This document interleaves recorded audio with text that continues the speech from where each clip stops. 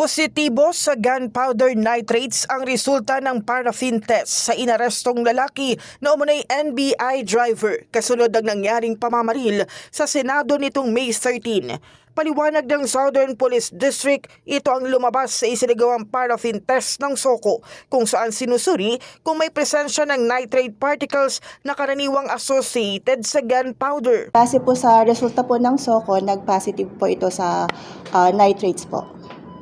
Nitrates? Gunpowder nitrates po.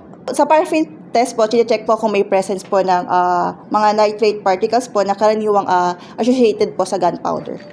Gayunman, sinabi ni Panaga na hindi pa nila matukoy kung ang suspect mismo ang nagpaputok ng baril. Sa ngayon po ma'am, hindi pa po tayo makakapagbigay ng conclusive details po dahil ongoing pa po yung sinasagawang investigation po. Naisailalim na rin sa inquest proceedings ang suspect nitong nakaraang linggo at nahaharap ngayon sa patong-patong na kaso. Bagamat walang nakuhang baril, sinabi ng pulisya na nakarecover umano sila ng 30 piraso ng 5.56 caliber ammunition sa suspect at 15 piraso ng 9mm ammunition. Na-inquest na po itong alleged driver na ito last week po.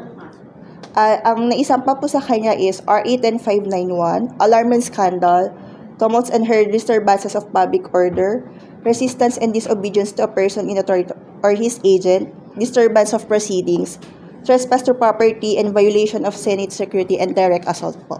Bakit may RA 10591? May bali bang nakuha sa kanila?